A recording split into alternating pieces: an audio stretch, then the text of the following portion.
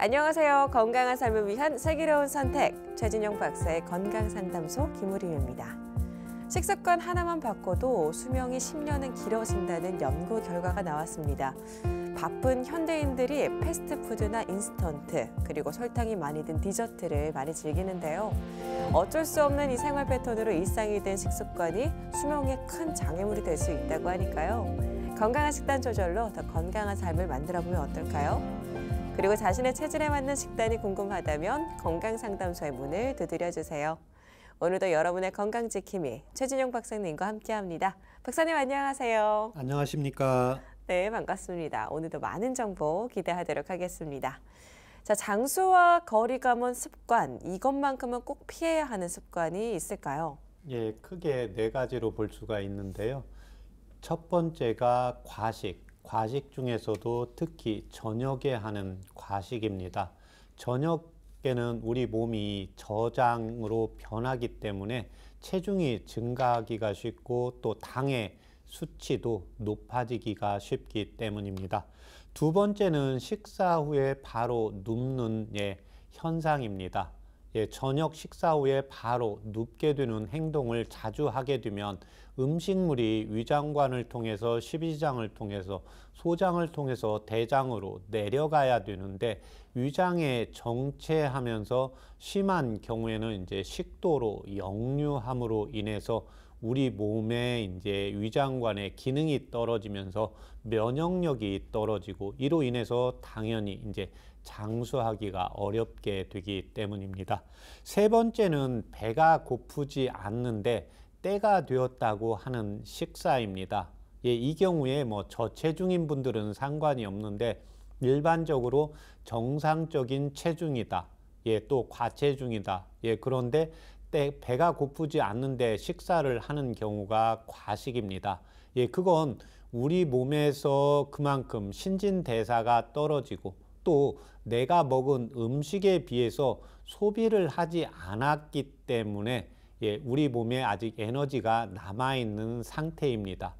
남아있는 상태에서 음식이 더 들어가게 되면 불필요한 음식이 쌓이게 되고 이로 인해서 대사물질인 요산이 많이 남기 때문입니다.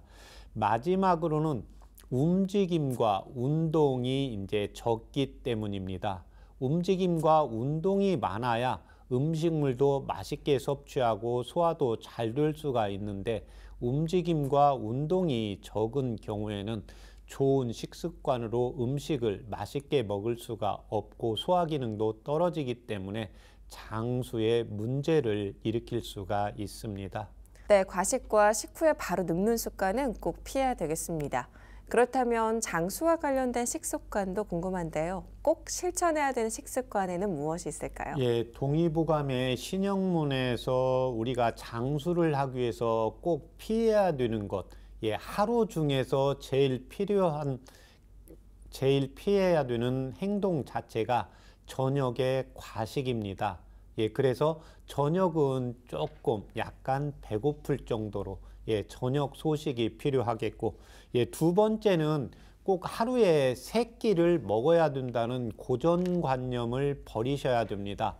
나이가 들어갈수록 움직임도 적어지고 기초대사량, 신진대사가 잘 안 되기 때문에 하루에 자기의 움직이는 양에 따라서 3끼가 필요하신 분이 있고 2끼만 먹어도 괜찮은 분이 있기 때문에 자신의 몸 상태가 2끼가 필요한지 3끼가 필요한지를 꼭 체크를 하시는 게 필요하고 세 번째는 탄수화물, 단백질, 지방을 여러 음식을 골고루 섭취하시는 게 필요하고 마지막으로 식사 후에는 특히 저녁 식사 후에나 쉬는 날 평상시 식후에는 항상 배를 마사지 해주면서 배를 따뜻하게 유지시키면서 장에서의 위장관에서의 소화와 장에서의 연동 운동을 확진시키는 데 도움을 주는 배 마사지가 필요하겠습니다.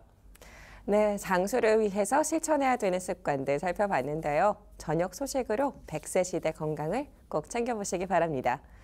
여러분의 건강 고민을 해결해드리는 최진영 박사의 건강상담소. 잠시 후 건강 고민을 가진 시청자를 전화로 직접 만나보겠습니다. 오늘은 먼저 밥 먹고 졸림이 심한 식곤증에 대해서 살펴보겠습니다. 식곤증 하면 나른한 봄에 찾아오는 거라고 생각하는 분들이 종종 있는데요. 사실 식곤증은 계절과는 관계가 없다고 합니다. 박사님, 식곤증이란 무엇인가요? 예, 일반적으로 이제 식곤증은 진찰을 하다가 보면 나는 뭐 10년 전부터 오래전부터 밥만 먹으면 꼭 낮에 한 소금 자야지, 예, 그렇지 않고는 피로가 안 풀린다고 하는 분들이 있습니다. 예, 그래서 식곤증은 우리가 음식을 먹게 되면 졸린 게 아니라 기운이 나야 되잖아요. 예, 그래서 음식을 먹었는데 오히려 손다리에 힘이 빠지고 나른해지고 자꾸 눕고 싶다. 이런 경우를 동의보감에서는 식후혼곤이라고 적고 있고, 우리가 일반적으로는 그냥 식곤증이라고 이렇게 이야기하고 있는, 예, 병명이자, 예, 증상입니다. 네, 식곤증은 질환이기보다는 피로와 나른함 등이 발생하는 증상을 말하는데요. 자, 그렇다면 음식물 섭취 후에 왜 이런 증상이 나타나는지 궁금합니다. 식곤증의 원인은 무엇일까요? 예, 첫 번째가 이제 비위 기능이 약해서 나타나는 겁니다. 우리가 음식물이 들어가면 위장관이 운동을 하고 십이장으로 내려보내서 빨리 소장에서 영양을 흡수하게 만들어야 되는데, 비위가 약해서, 예, 위장관에 정체되어 있습니다. 위장관에 정체되어 있으면 무겁고, 무거운 것은 중력에 의해서 눕고 싶고, 또 눕고 싶으면 손다리가 나른해지는 증상이 나타나게 됩니다. 두 번째는 원기가 없기 때문입니다. 그래서 우리가 음식을 먹으면 얘가 그냥 위장관에서 십이지장으로 내려가고 소장에서 흡수하고 대장으로 대변을 만들어서 항문으로 나오는 게 아니라, 음식물이 들어갔을 때 내가 힘을 써서 소화 흡수를 하고 찌꺼기를 내보내야 되는데, 이런 경우가 제대로 안 되는 경우, 예, 그래서 음식을 일반적으로는 많이 먹었을 때 뭔가 나른해져야 되는데 음식물을 적게 먹어도 소화가 안 되고 나른해진다. 이런 경우가 바로 이제 원기 저하로 동의보감 또는 황제내경에서는 식상 이제 보익지제를 써야 되는 경우가 여기에 해당된다고 보시면 되겠습니다. 네, 원기 저하와 스트레스도 식곤증의 원인이 될 수 있는데요. 문제는 당뇨병 초기일 때 식곤증이 나타날 수 있다고 합니다. 박사님, 당뇨와 식곤증은 어떤 관계가 있나요? 예, 한 30~40% 정도는 관계가 있습니다.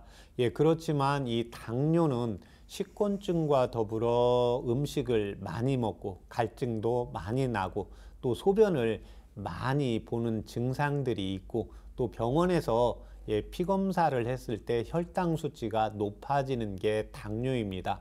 예, 그렇지만 식곤증은 음식을 많이 먹지 않고 조금만 먹어도, 예, 나른하고 또 소변을 많이 보거나 갈증이 많이 나타나는 증상은 없습니다. 오히려 이런 분들의 특징은 음식물을 조금만 먹어도 일단 나른하고 졸려서 잠깐 누워 있다가 일어나면 이 증상이 말끔히 이제 해결되는 게 대표적인 식곤증의 증상이라고 보시면 되겠습니다.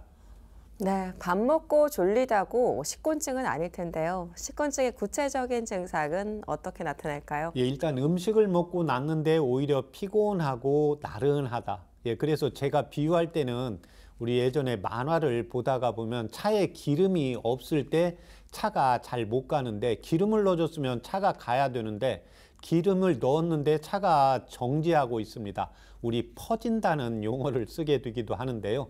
예, 사람이 음식을 먹었는데 일을 해야 되는데 나른해서 이제 졸립다고 하는 경우. 두 번째 증상은 식후에 오히려 손발에 힘이 빠집니다. 세 번째는 식후에 이제 가슴과 손발에서 열이 나는 경우도 있고, 예, 이 모든 증상이 식후에 잠깐 잠을 자고 일어나면 말끔히 이제 개선되는 특징이 있습니다. 네, 식곤증 증상을 살펴봤는데요. 증상 가운데 식후에 잠깐 잠을 자고 나면 증상이 개선된다를 말씀해 주셨어요. 그런데 잠자고 증상이 개선되면 차라리 잠깐 잠을 자는 게 오히려 더 도움이 되는 게 아닐까요? 예, 그런데 이제 그게 만성이 되면 다른 증상이 나타납니다. 음식을 먹고 잠을 자게 되면 위장관에서 운동이 되지가 않기 때문에요. 위염이라든지 역류성 식도염이라든지 심해지면 이제 장상피 화생이라든지 위암이라든지 이제 이런 병으로 진행이 될 수가 있기 때문에 한방에서의 그래서 기본은 이치를 가지고 설명을 합니다. 우리가 배고플 때는 어디 가서 앉아서 눕고 쉬고 싶죠. 그런데 음식물을 먹어서 에너지를 보충을 하면 동료분들하고 이야기도 하고 싶고 뭔가 새로운 것도 이렇게 보고 싶고 움직이고 싶고 이런 게 정상이기 때문에 음식을 먹었는데 졸린다. 이거는 아주 큰 병입니다. 그 다음에 오히려 배가 고픈데 반대로 막 움직이고 이런다. 이런 경우에도 또 아주 음어내열이라는 아주 증증의 질병으로 한방에서는 보고 있습니다. 네, 말씀하신 것처럼 식곤증을 방치하면 질환으로 이어질 수 있기 때문에 치료와 관리가 필요하겠습니다. 그렇다면 한방에서는 어떻게 치료를 하고 있나요? 크게 이제 네 가지로 치료하고 있습니다. 이제 비위 기능이 약하기 때문에요. 이런 분들은 이제 손발이 차고 평상시에도 좀 신경 쓰거나 음식을 더 먹으면 소화가 잘 안 되기 때문에 비위의 이제 소화 기능을 강화시키는 치료를 하고, 두 번째는 원기가 저하가 됩니다. 우리가 일반적으로 일을 많이 해서 때가 되면 배가 고파서 뭐를 찾아야 되는데 오히려 배가 고픈데 음식은 당기고서 먹고 싶지가 않고 쉬고 싶습니다. 그래서 제가 이때는 산에 올라가는 걸 비유를 설명을 드리는데, 우리가 산을 안 가다 좀 올라가면 너무 힘이 들고 갈증이 나요. 그런데 이때 가면 두 가지 부류의 이제 사람이 있습니다. 두 종류의 부류. 그래서 산에 올라가서 조금 쉴 때 뭐 음식이고 물이고 막 드시는 분이 있고요. 그 다음에 어떤 분은 옆에 분이 맛있는 뭐 떡하고 또 빵하고 음료수를 주는데 다 귀찮고 일단 앉아서 한숨을 쉬면서 한 5분, 10분 쉰 다음에 먹을 걸 찾는 경우입니다. 그래서 오히려 기운이 없는데 쉬려고 한다. 이런 경우가 기력이 떨어져 있는 원기 저하로 보시면 되고, 이때는 이제 원기를 보강을 해줘야 되고, 세 번째는 이제 과식입니다. 그래서 과식의 기준점은 위장의 크고 작음이 다르고 내 몸의 신진대사가 다르기 때문에 상황에 따라서 어떤 때는 반 공기가 적당할 수가 있고 한 공기가 적당할 수가 있습니다. 그래서 이 식곤증은 내가 필요한 음식보다 좀 더 먹었을 때 식곤증이 오기 때문에 가장 1차적인 치료는 내가 먹는 음식량보다 점심 먹고 좀 졸린다. 한 공기 먹는데 그러면 한 공기에서 한 두 수저 정도 좀 적게 먹고 상황을 보시면 되겠습니다. 마지막으로는 이제 스트레스로 또 교감신경이 항진되는 경우에 이 식곤증이 오기 때문에요. 이런 분들의 경우에는 이제 울체나 울화가 가슴 속에 남아 있어서 가슴이 답답하면서 일반적으로 소화가 안 될 때 배에서 소화가 안 되는 게 아니라 가슴을 이렇게 두드리는 경우가 있고 한숨을 쉬는 경우가 있고, 심해지면 제가 계속 말씀드리지만 목에 이물감이 나타나면서 가슴이 통증이 간혹 나타나는 경우가 여기에 해당이 되기 때문에 이 경우에는 이제 식곤증을 치료할 때도 교감신경을 저하시키고 부교감신경을 활성화시키는 자율신경 치료를 하고 있습니다. 네, 식곤증의 한방치료법에 대해서 말씀해 주셨는데요. 식곤증의 원인이 되는 허약한 비위나 원기저하를 치료한다면 식곤증을 해결할 수 있겠습니다. 그런데 비위가 허약한 것과 원기저하는 스스로 느낄 수 있는 증상인지 궁금한데요. 어떻게 알아차릴 수 있을까요? 일단 이 경우는 이제 맥을 봐야 됩니다. 그래서 그 두 가지 증상이 있습니다. 그래서 일반적으로 비위가 허약한 경우에는 조금 달달한 음식을 좋아하게 됩니다. 그런데 이때 이제 습기를 좀 싫어하게 됩니다. 그래서 느끼한 음식을 잘 못 먹는 경우다. 이런 경우에는 비위 기능이 좀 약하고, 비위 기능이 약한 경우에는 특히 느끼한 음식보다 약간 씁쓸한 것을 먹었을 때, 그래서 좀 배가 부를 때도 달달한 음식 먹는 것보다 그때는 커피도 달달한 커피보다 좀 씁쓸한 커피를 먹었을 때 소화 기능이 좋아지는 경우가 여기에 해당이 되고, 원기가 없는 경우에는 일반적으로 음식을 드실 때 매콤 달콤한 음식을 먹게 됩니다. 달달한 음식은 기력을 생기게 하고 매콤한 음식은 몸을 따뜻하게 하기 때문에요. 일반적으로 원기가 없는 사람은 선천적으로 추위도 많이 타게 되고, 또 하나 이제 특징적으로 음식을 먹을 때 꼭 국물이 있어야, 또 음식을 먹으면서 물을 좀 마신다든지, 마지막으로 말을 많이 하면 기운이 없어서 말을 하기가 힘이 들어지는 경우가 원기가 없다고 보시면 되겠습니다. 네, 그렇다면 식곤증 관리에 도움이 되는 한방차는 무엇이 있을까요? 일단 이때는 이제 제가 오미로 설명을 드리겠습니다. 그래서 평소에 달달한 음식을 좋아하는 경우에는 황기를 10g, 백추를 5g 해서 차요법으로 이용을 하시면 되고, 이에 반해서 달달한 음식보다 얼큰하고 칼칼한 음식, 이러한 경우에는 제가 이제 환자들 문진한 때 설명하는데, 나는 짜장면도 먹는데 짜장면보다 거기에다 고춧가루를 좀 넣어서 느끼한 맛을 잡아주면 좀 먹기가 편하다. 이런 경우의 분들은 창추를 10g, 향부자를 5g 해서 차요법으로 이용을 하시면 도움이 되고, 사람들의 경우에 나는 단 것도 좋고 얼큰한 것도 좋고 아무거나 잘 먹는데 식곤증이 온다, 이런 경우에는 황기와 백출, 창출, 향부자를 4가지를 같은 분량으로 해서 차요법으로 이용을 하시면 도움이 되겠습니다. 네, 평소에 달달한 음식을 좋아하신다면 황기와 백추를, 얼큰한 음식을 즐기신다면 창출과 향부자를 이용한 한방차로 식곤증 관리에 도움 받아보시기 바랍니다. 식후에 가벼운 스트레칭도 식곤증 관리에 도움이 된다고 하는데요. 일상생활에서 식곤증 관리 어떻게 하는 것이 좋을까요? 일단 식곤증 관리를 하게 되는 경우에는 식곤증이 있는 분들은 일단 앉지 않으셔야 됩니다. 그래서 식후에 날씨가 추울 때는 실내에서 계단을 좀 오른다든지, 그렇지 않으면 산책을 조금 해주신다든지 조금 걸어주시면 되겠고요. 두 번째는 아까 이때는 위가 정체가 되어 있기 때문에요. 이때는 조금 쓴 커피를 좀 쓴 커피를 드신다든지, 그렇지 않으면 이때 음식을 드실 때 약간의 얼큰한 맛, 느끼한 맛은 배에 정체가 되어서 쌓이게 되거든요. 쌓이면 무거워서 졸리게 됩니다. 그래서 이때는 약간 칼칼한 음식을 조금만 섭취해 주시면 도움이 되겠고, 세 번째 이제 특히 저녁 식곤증인 경우에는 복부를 자주 이제 마사지 해 주시고, 가볍게 집안에서 왔다 갔다 하셔도 되고, 아파트다 그러면 계단을 올라가는 거, 내려가는 데는 무릎에 하중이 있기 때문에요. 엘리베이터 타고 내려오시고 살짝 본인이 한 2층만 올라간다 그러면 2층 올라갔다가 내려오시고, 이거 몇 번 반복해 주시면 되고, 그 다음에 마지막으로는 이제 걷는 운동, 유산소 운동을 해 주신다든지, 요가라든지 스트레칭 운동을 조금 해 주시면 도움이 되겠습니다. 네, 이렇게 식후에 계단 오르기나 산책으로 식곤증 관리를 일상생활에서 실천해 보시기 바랍니다. 최진영 박사의 건강상담소 함께하는 방법 알려드리겠습니다. 건강에 대해 궁금한 점 있으신 분들은 서울 02-823-2000번으로 전화 주시면 되는데요. 오늘은 어떤 건강 고민을 가진 시청자가 전화 상담을 요청하셨는지 잠시 후에 직접 만나보겠습니다. 여러분은 지금 건강 상식도 쌓고 건강 궁금증도 해결할 수 있는 최진용 박사의 건강 상담소를 함께하고 계십니다.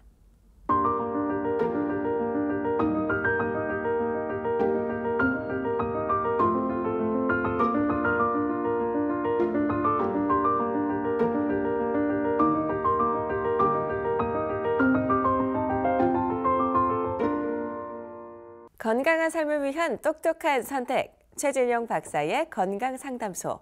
건강 고민과 질환에 대한 궁금증까지 직접 상담해 드립니다. 서울 02-823-2000번 열어놓고 있으니까요. 편하게 전화 주세요. 상담을 신청하실 땐 상담받으실 분의 나이와 키, 몸무게와 현재 아픈 곳을 말씀해 주셔야 자세하게 상담받으실 수 있습니다. 오늘도 많은 문의가 들어오고 있는데요. 건강 고민을 가진 분 바로 연결해 보도록 하겠습니다. 여보세요? 네, 네, 전화 주셔서 감사합니다. 본인 네. 상담이실까요? 예, 예. 네, 그러면은 연세와 키, 몸무게 좀 부탁드리겠습니다. 예, 나이는 69세요. 네. 예, 그리고 키는 1m 57. 예, 몸무게는 46. 네, 감사합니다. 자, 그럼 지금부터 네. 박사님께 자세한 상담 받아보시기 바랄게요. 네, 네. 안녕하십니까? 아우, 예, 박사님 상담 전화 제가 잘 듣고 있습니다. 네, 감사합니다. 네. 저는요. 네, 밤에 잘 때 입이 계속 말라가지고 안 그래도 불면증이 있어가지고 수면제 발라를 먹고 자거든요. 네, 그런데도 요 계절이 바뀌면서 갑자기 막 입안이 계속 말라가지고 계속 자다가 눈 뜨고 계속 옆에 침대 옆에 물을 놔두고 계속 한 모금 마시고 또 자고 또 입이 마르면 또 눈 뜨고 또 물 마시고 그런 증상도 있고요. 네, 예, 그리고 또 막 열이 오르면서 막 땀도 나고 밤에 그래요. 예, 네, 얼굴이 벌게지면서 땀이 나고 그러고 이제 밤에 잘 때 네, 자다가 깨다가 잠들면은 굉장히 꿈을 많이 꿔요. 제가 무슨 악몽 비슷하게 꿈을 계속 눈 뜨다가 잠들면 또 꿈을 꾸고 눈 뜨다 그 아침에 일어나면 잠을 잔 것 같지가 않습니다, 선생님. 네, 그리고 발도 엄청나게 차거든요. 손은 좀 괜찮은데 발이 엄청나게 차가지고 예, 밤에 잘 때도 양말을 신고 자고 네, 그렇습니다. 그리고 이렇게 먹어도 살이 안 찌는 것 같아요. 네, 예. 그리고 아침에 항상 일어나면은 대변부터 보거든요, 아침에. 네, 대변은 정확하게 아침에 7시쯤 보는데 밥 먹고 나면 또 한 번 보고 네, 어떤 데는 하루에 아침에 두세 번도 볼 때 있고 어떤 데는 한 두 번 보고 어떤 데는 또 한 번. 그리고 대변 보는 횟수 그게 굉장히 불규칙합니다. 먹는 게 네, 흡수가 안 되는지 계속 이제 먹는 거는 별로 없어요. 삼시세끼 밥 먹고 네, 뭐 방울토마토 한 매달 먹고 뭐 건강도 한 5알 정도 먹고 그 외에는 별로 먹는 것도 없거든요. 네, 밥은 규칙적으로 항상 때 맞춰서 먹고 예, 그런데도 제가 대변량이 좀 많은 것 같아요. 이 흡수가 안 되는지 장이 좀 안 좋거든요. 제가 네. 밥을 먹고 나면 배가 좀 아파요. 아, 밥 먹고 나면 배가 아프시고요. 예, 예, 예, 예. 그렇습니다. 예. 예. 지금 현재 69세인데, 이 입 마르는 게 언제부터 그러세요? 그러니까 올 가을, 겨울 들으면서 그러니까 한 10월 달부터 좀 그런 것 같아요. 네. 예. 지금 현재 뭐 혈압약이나 양약 복용하시는 거 있으세요? 그런 거는 전혀 없고 이제 밤에 불면증 때문에 수면제 반알을 먹고 자는 그 외에는 먹는 약은 없습니다. 예. 비타민 종류 먹고 그렇습니다. 네. 비타민도 비타민 D만 하나 먹지 다른 건 잘 안 먹습니다. 네. 수술 받으신 적 있습니까? 수술은 아기 놓을 때 예. 이제 아기 제왕절개가 놓고 그 외에는 수술은 없습니다. 네. 폐경은 몇 살쯤 하셨습니까? 폐경에 52인가 하는가 그때 예. 폐경됐어요. 예. 지금 보면 이제 입이 마르는데 지금 밤에 열이 오르고 땀이 난다고 했었거든요. 예, 낮에도 얼굴이 벌거지면서 땀이 나요. 네. 낮에도 예. 지금 이 얼굴이 벌거지면서 열이 나고 땀 나는 게 언제부터 그러세요? 그거는 폐경되고부터 그 증세가 있더라고요. 네. 그래가지고 한동안 제가 또 한약도 참 많이 먹고 했었거든요. 예. 한약 먹을 때는 좀 괜찮아지는데 또 그 약을 한 몇 달 먹다가 또 끊으면은 네. 또 한참 괜찮았다가 또 열이 오르고 그렇더라고. 근데 이 증세가 계속 가는 것 같아요. 네. 약 먹을 때는 좀 수그러드는 것 같고 아, 약을 좀 끊고 한 몇 달 지나면 또 그렇고 그렇더라고요. 네. 지금 열이 나면서 이제 땀이 나는데 한의원에서 체질 검사 받아보신 적 있으세요? 예. 예. 소음이라고 그러더라고요. 소음이라고요. 예. 예. 그다음에 평소에 지금 열이 오르고 이제 땀이 나니까 당연히 이제 목이 마르게 되는 거고요. 특히 예. 또 하나는 이제 먹어도 살이 안 찌는 경우는 지금 땀이 나니까 몸 안에 이제 수분이 자꾸 빠져나가게 됩니다. 예, 그다음에 지금 본인이 이제 판단하실 때 지금 식사 후에 배가 살살 아프면서 이제 화장실을 조금 두세 번 가신다고 했잖아요. 예. 예, 이제 이러면 이제 맞습니다. 내가 먹는 양에 비해서 대변으로 빠져나가는 양이 많게 됩니다. 예, 그러면 빠져나가는 양이 많고 또 땀이 나가다 보니까 수분의 양이 많이 빠져나가면서 몸이 이제 건조해지겠죠. 예, 예. 그러니까 살도 잘 찌지가 않고 이렇게 되면 이제 기혈이 약해지니까 예, 내가 예. 잠을 충분히 못 자고 이로 인해서 몸이 약해지면 이제 꿈도 많아지게 됩니다. 또 하나 예. 지금 소음인 체질이라고 했는데 제가 체질 확인 때문에 두 가지만 더 물어볼게요. 네. 예, 술은 하실 줄 아세요? 술 전혀 못합니다. 네, 한 모금만 하면 빨개지세요? 빨개지는 그런 증상은 예전에는 없었고요. 예. 술을 못 먹어요. 아, 뭐 가슴이 두근거리세요? 예, 예. 네. 커피도 먹으면 가슴이 두근거려. 아. 카페인 종류는 일절 안 먹습니다. 네네. 예. 그게 지금 그 카페인이 좀 들어가면 이제 일반인은 정상적 그냥 뭐 카페인을 먹어도 두근거리지 않는 분이 있거든요. 예, 근데 예. 지금 본인의 경우에는 카페인이 조금만 들어가도 잠을 못 자고 또 술을 먹어도 가슴이 두근거린다는 거잖아요. 예, 예, 이런 예. 경우에는 우리가 뭐 일상생활에서 내가 뭐 불안하거나 뭐 좀 내가 안정이 안 될 때 가슴이 두근거리거든요. 예, 예, 그래서 예. 이 경우에는 실질적으로 소음인인데 심장의 화가 민감하게 작동을 해요. 아, 심장이에요? 예, 예. 예. 예, 그래서 이런 증상들이 이제 걱정거리가 있거나 뭔가 마음에 불편한 게 있으면 이 증상이 조금 더 심해집니다. 네네. 스트레스를 좀 많이 받고 좀 예민한 편입니다. 제가. 예, 예. 조금 소심도 하고 막 그렇습니다. 네네. 그러니까 네. 이게 이제 내가 가지고 태어난 체질은 바꾸는 게 이제 쉽지가 않은데 지금 아까 네. 지금 전화 통화 맨 처음에 할 때 목에서 이제 건조하면서 목에서 이런 증상 이렇게 하셨거든요. 예, 예. 목에 현재도 이물감 이렇게 느껴지세요? 예. 주로 그게 오전에 많이 그래요. 아침에. 아침에요? 오후에는 좀 덜 하세요? 예, 예. 네. 한 번씩 가슴이 이렇게 그 카페인이나 술 말고 가슴 두근거리거나 가슴에 이렇게 통증 생긴 적은 없으세요?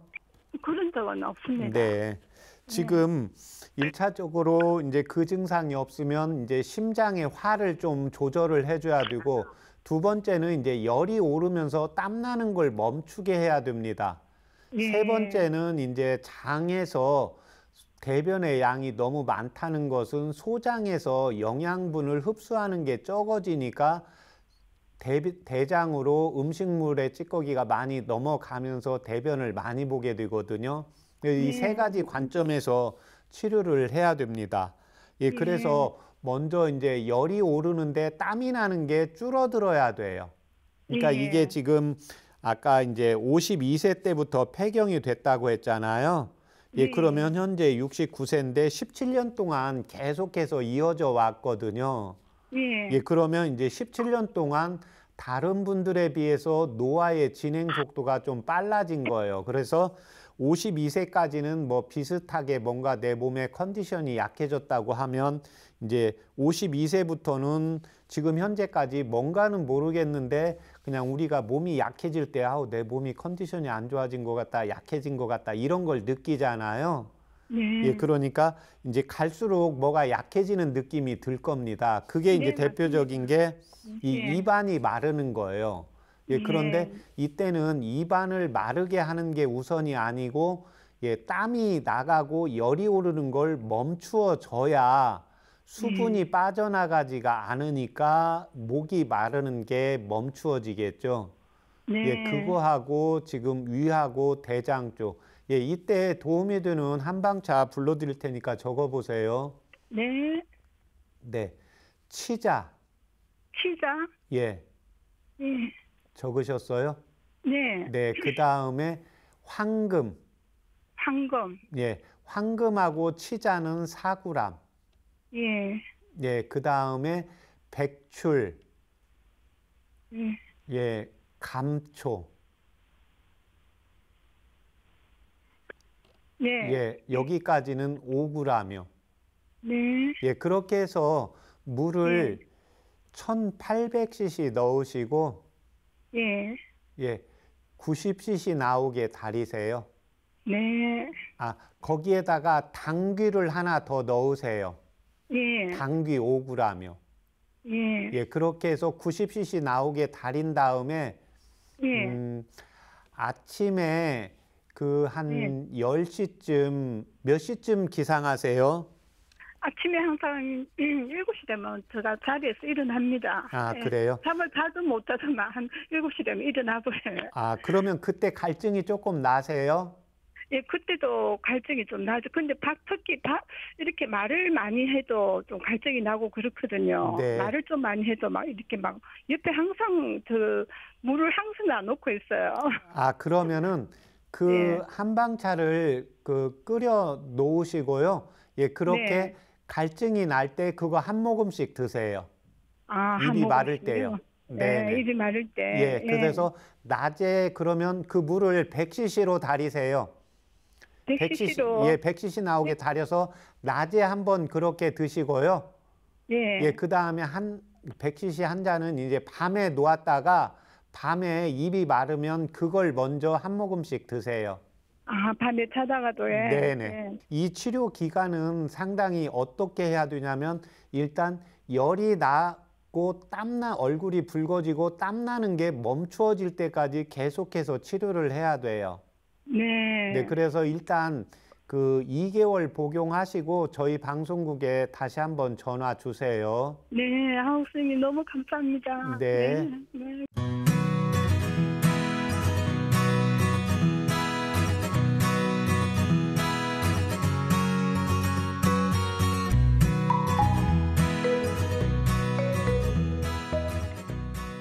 네, 오늘 전화 주셔서 감사드립니다. 건강상담은 체질이나 몸 상태에 따라서 개인차가 있을 수 있다는 점 말씀드립니다. 오늘은 69세 어머니의 잠잘 때 입이 마르고 건조해지는 입마름이 심한 증상에 대해서 건강상담을 해드렸는데요. 입마름이 있으면 물을 마셔도 목이 마르다고 하는데요. 입마름은 도대체 왜 생기는 걸까요? 예, 입마름의 원인은 정말 여러 가지가 있는데 일단 뭐 쇼그렌 증후처럼 그렇지 않으면 당뇨라 이런 여러 가지 질병이 있을 때 생기는 경우가 있고 두 번째는 노화입니다. 어찌됐든 어떠한 과정에 의해서 나이가 들어갈수록 내 몸에 입안에 침도 마르고 내 몸 안에 진액이 마르게 됩니다. 그러니까 진액은 물하고는 다르게 됩니다. 우리 몸의 영양물질이라고 보시면 됩니다. 그래서 입이 마르는데 물을 마시고 싶은 경우가 있고 물을 마시고 싶지 않은 경우가 있습니다. 그래서 물을 마시고 싶지 않은 경우가 있는 경우에 물을 찾고 이런 경우에 제가 어제 환자분을 보실 때 어머님께서 입이 마르는데 물을 마시는데 물이 목에서 넘기기가 싫다는 겁니다. 이런 경우에는 내 몸에서의 물이 부족한 게 아니기 때문에요. 이때는 삼키기가 싫으면 입에서 머금었다가 그냥 다시 뱉으시면 되고 그렇지 않으면 조금씩 이렇게 섭취를 해 주시는 게 필요하고 이 경우에는 이제 한의원에서 그 입이 마르는 원인을 정확히 찾는 게 필요합니다. 그리고 마지막으로 방금 여기 어머님처럼 열이 오르면서 땀이 나는 경우가 있습니다. 특히 연세가 60세가 넘어가는 경우에는 제가 계절로 비유하면 겨울입니다. 겨울에는 땀이 안 나는 계절이거든요. 그래서 나이가 60이 넘어갔는데 땀이 난다. 이런 경우에는 병이 진행이 되고 노화가 빨라지고 있고 내 몸에서 어떠한 질병이 발생할 수 있는 원인이 된다고 보시면 되겠습니다. 그래서 땀이 나면 안 되고 또 대변을 하루에 2번이나 3번, 설사를 여러 번 한다. 이런 경우. 그런데 이 경우에 과체중인 경우에는 대변을 2-3번, 설사를 조금 해도 괜찮습니다. 그렇지만 저체중이고 살이 자꾸 빠졌는데 설사를 하고 대변을 2번, 3번 본다. 이런 경우에는 장을 개선시키는 이런 치료를 해서 입마름을 예방하고 치료해야 된다고 보시면 되겠습니다. 네. 자, 치자와 황금, 백출, 감초, 당귀를 이용한 한방차를 소개해 주셨거든요. 입마름에 어떤 도움을 주는 약재일까요? 일단 이 어머님의 경우에는 지금 폐경이 되면서 갱년기 증상이 사라지지 않고 진행이 되는 경우이거든요. 그래서 이때 여성분들의 이제 에스트로겐, 특히 여성분들의 경우에 보혈 작용이 잘 안 되어서 이 증상이 나타납니다. 예, 그래서 이런 경우에는 낮에도 열이 오르면서 땀이 나지만 밤에도 주무시다가 열이 오르면서 땀이 나거든요. 그래서 이 경우에 1차적으로 보혈을 시키는데 대표적인 약재가 당귀입니다. 예, 그 다음에는 이제 얼굴이 붉어지고 이분의 경우에는 특히 가슴이 두근거리면서 심장이 좀 예민하거든요. 예, 그래서 이때 안정화시키고 열을 꺼주는 게 치자와 황금입니다. 그래서 열을 꺼주고 이제 마지막으로는 장에서 소화 흡수를 하고 예, 대변으로 덜 빠져나가게 해야 되는데 이때 쓸 수 있는 게 이제 백출, 예, 그 다음에 구감초. 예, 감초는 예, 심장을 안정화시키고 교감신경의 기능을 저하시키면서 부교감신경을 활성화시키면서 위와 장의 운동을 보강시키는 한방차로 보시면 되겠습니다. 네, 여러분의 건강 고민을 해결해 드리는 최진용 박사의 건강 상담소. 본인 상담부터 가족 상담까지 모두 가능한데요. 서울 02-823 2000번 전화나 SNS로 간편하게 참여하실 수 있습니다. 잠시 후에 전화 상담을 더 이어가 보겠습니다. 여러분은 지금 최진용 박사의 건강 상담소를 함께하고 계십니다.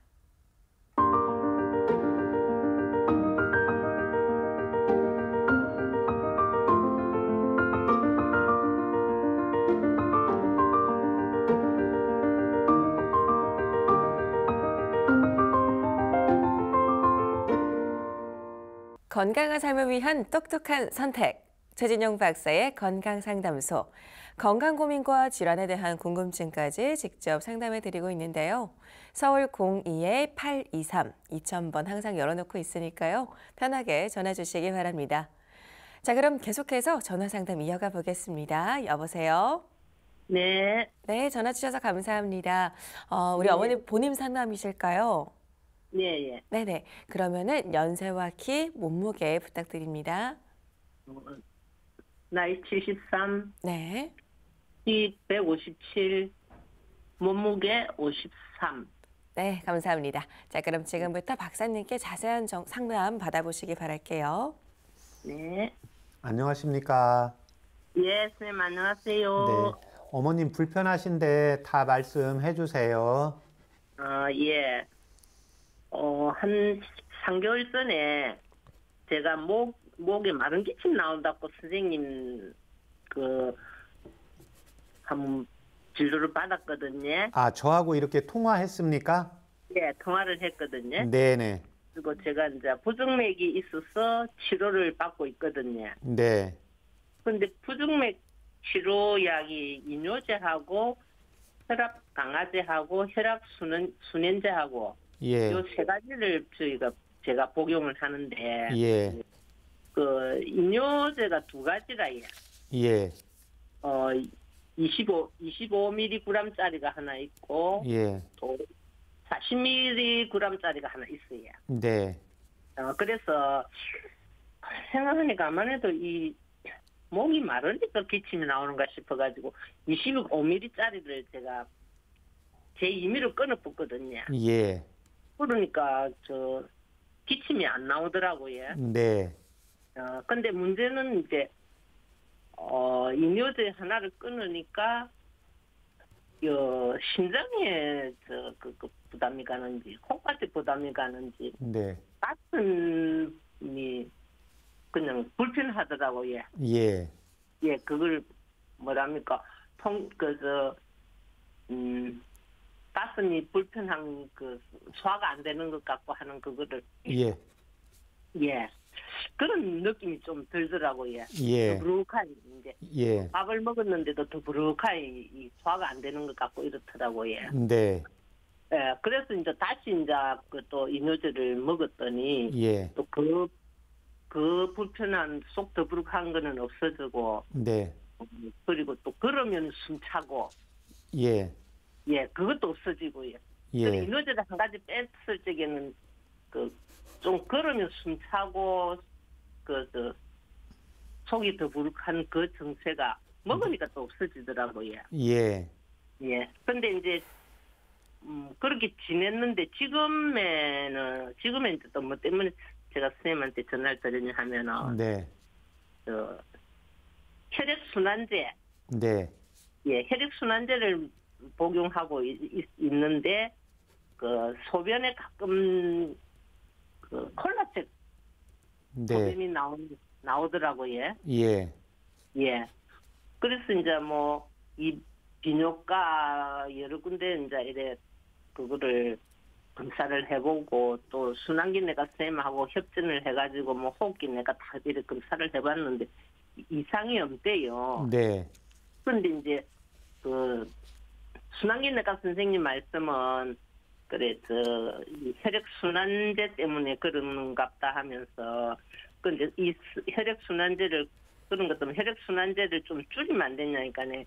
줄일 수가 없답니다. 네. 줄이면은 혹시 뇌졸중 같은 게 오기 쉽기 때문에 네.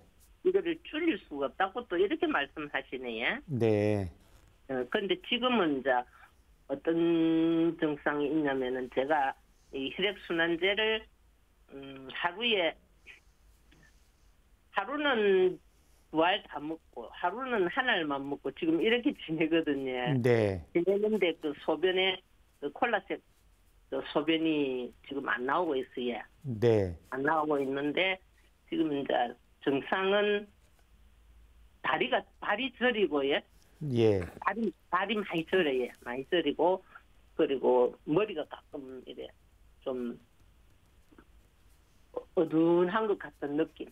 약간 네. 통증이 있으면서 예. 그리고 심하게 아프지는 않는데 그냥 가끔 약간 편두통 같은 그런 게 있고 예. 그리고 어떨 때는 저녁에 자다가 종아리에 쥐가 나면은 예. 어떻게 꼼짝할 수가 없어요. 예. 뭐 주무리도 안 되고 뭐 움직일 수도 없고 이런 경우가 종종 있습니다. 네. 있는데 이제 그때는 이제 어떻게 그거를 하냐면 제가 막 물파스를 막 이래 문질러요. 네. 그러면 조금 풀리는 것 같고 이렇더라고요. 네.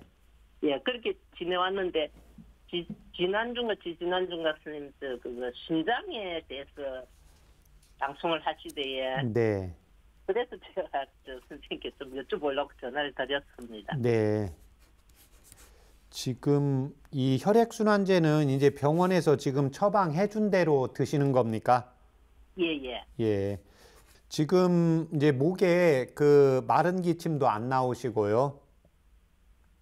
예, 마른 기침이 네. 그 이뇨제를 처방해 준 대로 다 먹으면은 또 목이 기침이 나오고 네. 마르고 이렇더라고요. 근데 네. 또 제가 이니들을 또 한 가지 뭐 빼뿌리면은 또 괜찮고 이렇더라고요. 예, 근데 지금 이게 이제 심장에 이뇨제를 쓰는 경우에 이제 심장에 부담이 가서 심장이 붓게 되거든요. 예. 네, 그래서 이 경우에는 꼭 주치의 선생님하고 상담을 해서 조절을 하시는 게 필요합니다. 아, 예. 예. 왜냐하면 우리 몸에서 제일 중요한 게 어머님께서 아시겠지만 지금 심장하고 뇌혈관이거든요. 예. 예, 그렇기 때문에 임의적으로 조절하시면 안 되고 꼭 주치의 선생님하고 다시 한번 상담을 해서 조절하시면 되겠고요. 예, 그 다음에 이제 지금 혈액순환제를 드셨을 때 그 뇌혈관 때문에 어쩔 수 없이 드셔야 되는데 지금 언제부터 색으로는 안 나오세요? 소변이 한 번 나오면은 한 3일 이렇게 나오거든요. 네. 그런데 지금 안 나온 지는 거의 한 달 돼갑니다. 아, 네. 지금 예, 그러면 이게 이제 내 몸에서 적응을 할 수가 있고 어찌되었든 이제 지금 콩팥에 지금 검사했을 때 그 병원에서 이렇게 검진도 다 받잖아요. 가장 걱정스러운 것은 이제 콩팥의 기능 여부거든요.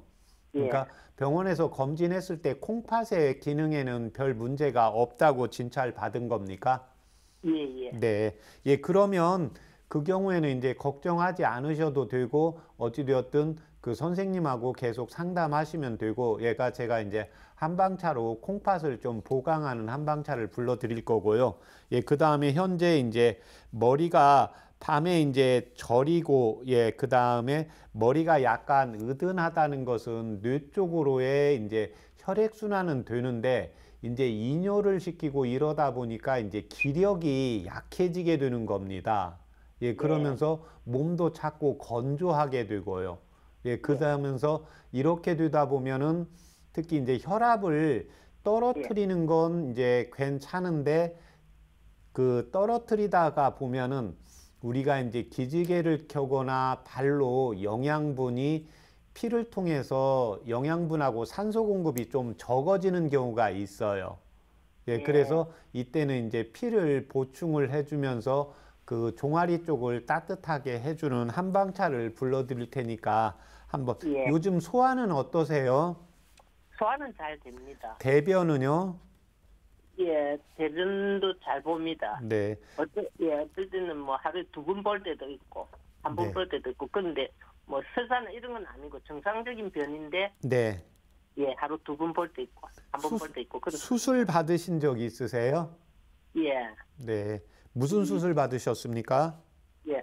콩팥 때 혹이 있어가지고, 한쪽 그 부분 결제만 했습니다. 아, 어느 쪽 콩팥입니까? 왼쪽에. 왼쪽이요?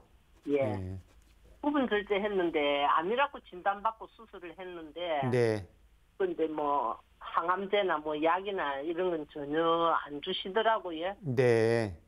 그렇고 이제 갑상선 암 수술을 했는데 갑상선도 다 한쪽만 하고요. 갑상선 한쪽만 했는데 그도 약 복용약이 없습니다. 그런데 이제 수술한 지는 지금 한 8년 정도 됐습니다. 갑상선하고 콩팥하고. 아, 근데 이제 그 경우는 병원에서 진료 받았을 때 완치 판정 받으신 거죠? 네. 그 지금 현재 요즘은 이제 그 이뇨제를 적절히 먹으면서 걸으면서 숨찬 건 없습니까? 좀 있습니다. 이제 오르막길 좀 오르면은 숨이 좀 찹니다. 아, 그래요? 그 심장 쪽은 뭐 스텐스나 이런 삽입된 건 없습니까? 없습니다. 네. 지금 이제 밤에 저리고 그래서 이쪽으로 그 보강하는 쪽 약 불러드릴 테니까 적어보세요. 당귀. 그 다음에 구감초. 그렇게 해서 각 5g씩 해서요.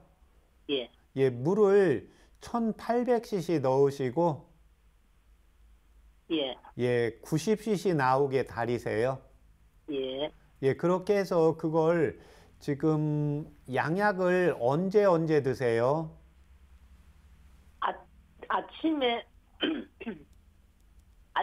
거의 다 먹고 저녁에는 그거 한 가지만 혈액순환제 그 한 가지만 먹습니다. 그러면 식후에 드십니까?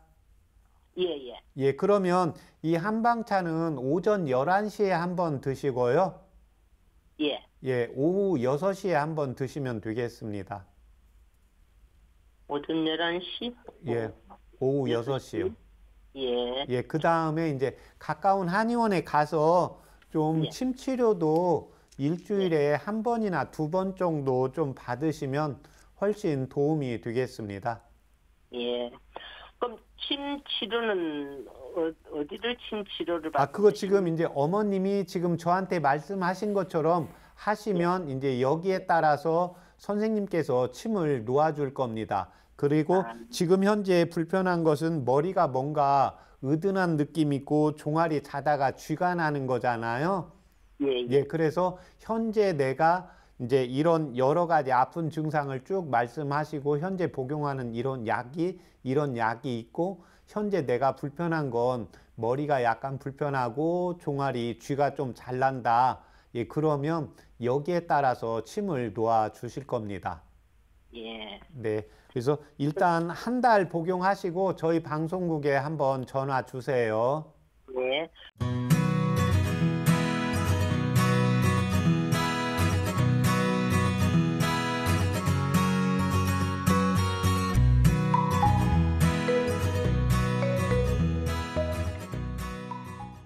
네, 오늘 전화 주셔서 감사드리고요. 한방차로 건강에 도움 받아보시기 바랍니다. 건강 상담은 체질이나 개인 상황에 따라서 개인차가 있을 수 있습니다. 오늘은 73세 어머니의 마른 기침에 대해 건강 상담을 해드렸는데요. 도움이 되는 한방차로 소개해 주신 당귀, 구감초는 어떤 효능을 기대할 수 있는 약재인가요? 예, 이제 연세가 들어가면서 드시는 약들이 많아지거든요. 예, 그래서 이렇게 이제 이뇨제를 좀 줄였더니 예, 마른 기침이 좀 줄어든다. 이런 경우에는 주치의 선생님과 이제 약제를 조절을 하시면 됩니다. 예, 이렇게 무언가 뭐 양약이든 한약이든 꼭 드시고 나서 어떤 불편한 증상이 있을 때는 반드시 처방을 해주신 주치의 선생님과 상담을 꼭 하시는 게 필요하고, 현재 제가 오늘 처방해 드린 당귀와 구감초는 머리 쪽으로 뭔가 불편한 느낌이 있고 주무시다가 종아리 쪽에 이제 쥐가 나기 때문에요. 피를 잘 순환을 시키고 피 공급을 하고, 또 하나 현재 심장이 부어 있어서 펌프력, 결국 심장이 수축해야 예, 동맥에 의해서 영양분과 산소 공급이 되거든요. 예, 그래서 이 심장의 수축력을 보강시키는 예, 구감초 두 가지로 한방차를 해드린 겁니다. 네. 그리고 상담자께서는 현재 혈액순환제를 복용 중이라고 했는데요. 혈액순환 개선에 도움이 되는 음식이나 지압법이 있는지도 궁금합니다. 예, 일단 혈액순환이 안 되는 경우에 크게 두 가지로 볼 수가 있습니다. 첫 번째는 혈액이 탁한 경우입니다. 이런 경우에는 이제 고지혈증이 있거나 당뇨가 있거나 이런 경우에는 혈액에 문제가 있을 수가 있습니다. 예, 그래서 이때는 이제 여기에 따른 예, 질병을 관리하는 게 필요하고, 예, 두 번째는 예, 심장이 약한 경우입니다. 예, 그래서 심장에서 수축력을 좋게 해야 되기 때문에요. 이때 음식을 드실 때 심장에 부담을 가면 소화가 잘 안 되거든요. 그래서 음식은 무언가 너무 차게 먹거나 너무 뜨겁게 먹는 것보다는 약간 미지근하게 해서 음식을 제가 먹고 싶은데 뭔가 좀 더 먹고 싶다. 예, 이 상황에서 끊는 게 제일 좋습니다. 그래서 음식은 어떤 음식을 드시는 것보다 양으로 조절을 하시고, 예, 그 다음에 온도, 예, 너무 뜨겁거나 너무 차가운 것을 좀 피하시는 게 필요하고, 예, 그 다음에 이제 지압법인 경우에는 예, 심장의 기능이 떨어졌을 때 쓰는 예, 대능이라는 혈자리입니다. 대능이라는 혈자리는 예, 손목의 안쪽에 보면 횡문으로 주름이 있습니다. 예, 그래서 손목의 바로 다음에 횡문의 주름의 양쪽의 건 사이에 있는데, 이쪽이 대능혈을, 이쪽 심장이 좀 약하다, 순환이 안 된다 했을 때 이쪽 대능혈을 10초씩 뻐근할 정도로 5번 정도 지압을 해 주시면 되고, 이쪽 혈액순환이나 심장을 보강하기 위해서 연자육과 예, 구감초를 한방차로 해서 하루에 한 번이나 2번 정도 이렇게 꾸준히, 또 연세가 60이 넘어가면 내가 심장에 이상이 없더라도 한 번이나 2번 정도 미지근하게 해서 복용을 하시면 장수하는 데, 또 건강을 유지하는 데도 도움이 되겠습니다. 네. 여러분의 건강 고민을 해결해 드리는 최진용 박사의 건강상담소, 벌써 마칠 시간인데요. 자, 끝으로 건강 제안을 함께 하도록 하겠습니다. 박사님, 오늘 소개해 주실 건강 제안은 무엇인가요? 이제 정상 체중의 아이가 특히 이제 저녁에 밥을 먹지 않으려고 할 때는요, 먹이면 안 됩니다. 예, 그래서 내가 음식을, 아이들의 경우에 배가 고프면 뭐 이렇게 자신이 스스로 못 움직이는 경우에는 어쩔 수 없는데요. 아이가 뭐 4살, 5살만 되어도, 3살만 되어도 냉장고에 먹을 걸 자기가 먹으러 갑니다. 예, 그래서 아이가 먹지 않으려고 자꾸 먹게 되면 아이가 자다가 열이 오를 수가 있고요. 복통이 생길 수가 있고 가래가 생기면서 기침이 심해지게 됩니다. 뭐 저체중의 아이는 예, 조금 먹일 수 있는데 정상 체중이다. 예, 엄마가 볼 때 아이가 안 먹는다는 기준으로 삼으면 안 되고 꼭 소아과 전문의 선생님한테 아이의 체중이나 키를 적당히 보았을 때 여기에 따라서 먹이는 습관을 조절을 해 주시면 아이의 건강을, 또 아이가 건강해야 엄마가 정상적으로 조금 더 건강할 수 있기 때문에요. 아이의 건강을 돌보는 데 신경을 쓰시면 되겠습니다. 네, 정상 체중인 아이의 경우 밥 먹지 않으려는 아이에게 억지로 밥을 먹이면 복통이 생기고 기침이 생기는 등 부작용이 따라올 수 있다는 사실을 기억해야겠습니다. 여러분의 건강 고민을 해결해드리는 최진용 박사의 건강상담소. 오늘도 많은 도움이 되셨길 바라고요. 여기서 마치겠습니다. 시청해주셔서 감사합니다.